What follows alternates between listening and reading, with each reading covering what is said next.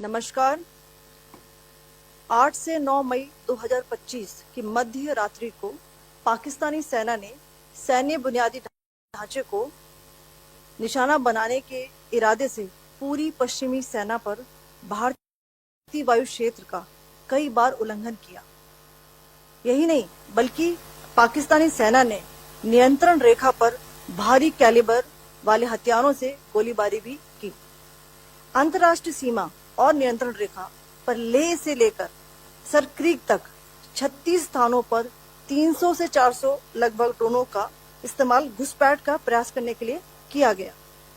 भारतीय सशस्त्र बलों ने काइनेटिक्स व नॉन काइनेटिक साधनों का उपयोग करके इनमें से कई ड्रोन्स को मार गिराया।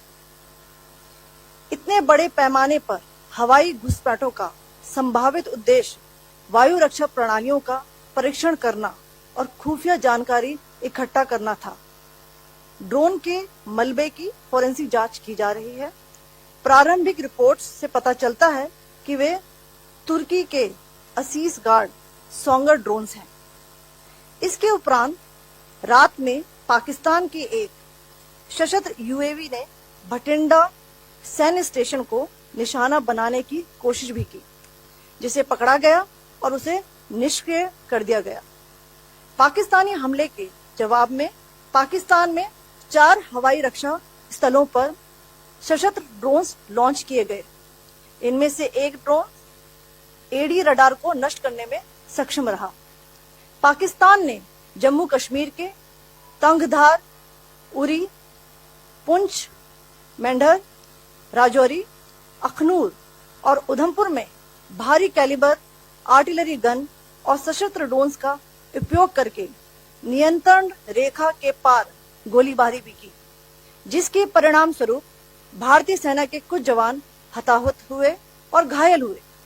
भारतीय जवाबी कार्रवाई में पाकिस्तानी सेना को भी बड़ा नुकसान पहुंचाया गया। इसके अलावा पाकिस्तान का गैर जिम्मेदाराना व्यवहार फिर से सामने आया। 7 मई 2025 को रात 8:30 बजे एक असफल अकारण ड्रोन और मिसाइल हमला करने के बावजूद पाकिस्तान ने अपना नागरिक हवाई क्षेत्र बंद नहीं किया। पाकिस्तान अपने नागरिक विमानों को ढाल के रूप में इस्तेमाल कर रहा है, जबकि उसे अच्छी तरह से पता है कि भारत पर उसके हमले से हवाई रक्षा की तीव्र प्रतिक्रिया होगी। यह भारत और पाकिस्तान के बीच अंतर्राष्ट्रीय सीमा के पास उड़ान भरने वाले अंतर्राष्ट्रीय उड़ानों सहित नागरिक विमानों के लिए सुरक्षित नहीं है। यहाँ स्क्रीन शॉट में पंजाब सेक्टर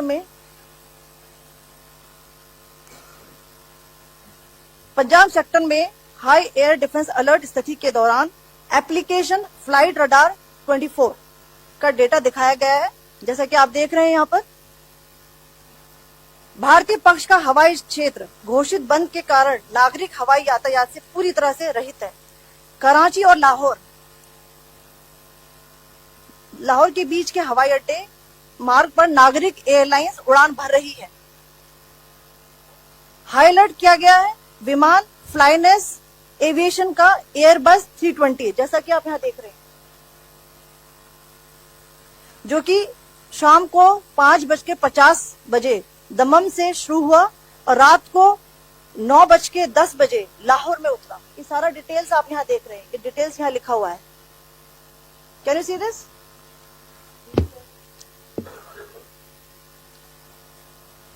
भारतीय वायुसेना ने अपनी प्रतिक्रिया में काफी संयम दिखाया और इस प्रकार अंतर्राष्ट्रीय नागरिक विमान सेवा की सुरक्षा सुनिश्चित की।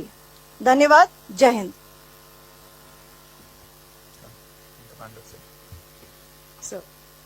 Good afternoon to you all. On the intervening night of 8th-9th May 2025, Pakistan military carried out multiple violations of Indian airspace along the entire western border with an intent to target military infrastructure. Pakistan military also resorted to firing of heavy caliber weapons along the line of control.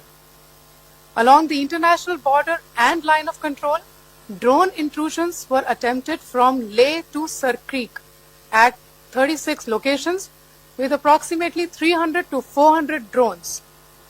Indian Armed Forces brought down a number of these drones using kinetic and non-kinetic means. The possible purpose of these large-scale aerial intrusions were to test the AD systems and gather intelligence. Forensic examination of the drone debris is being undertaken.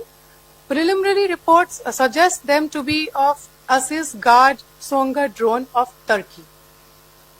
Later in the night, an armed UAV of Pakistan attempted to target Bhatinda military station, which was detected and neutralized. In response to the Pakistani attack, armed drones were launched at 4 air defense sites in Pakistan. One of the drones was able to destroy an AD radar. Pakistan also carried out artillery shelling across the line of control using heavy caliber artillery guns and armed drones at Tangdhar, Uri, Poonch, Mendhar, Rajouri, Akhnur and Udhampur in Jammu and Kashmir area, which resulted in some losses and injuries to Indian Army personnel. Pakistan Army also suffered major losses in Indian retaliatory fire. Additionally, Pakistan's irresponsible behavior again came to fore. Pakistan did not close its civil airspace despite it launching a failed unprovoked drone and missile attack on 7th May at 8:30 hours in the evening. Pakistan is using civil airliners as a shield, knowing fully well that its attack on India would elicit a swift air defense response. This is not safe for the unsuspecting civil airliners, including the international flights, which were flying near IB between India and Pakistan. The screenshot we just showed and we shall share with you, it shows the data of the application Flight Radar 24 during a high air defense alert situation in the Punjab sector. As you have seen, the airspace on the Indian side is absolutely devoid of civil air traffic due to our declared closure. However, there are civil airlines flying the air route between Karachi and Lahore. Amongst the other civil aircraft that you can see, we have highlighted an aircraft which is Airbus 320 of Flynas Aviation, which was originated from Dammam at 1750 hours and landed later at Lahore at 2110 hours in the night. Indian Air Force demonstrated considerable restraint in its response, thus ensuring safety of international civil carrier.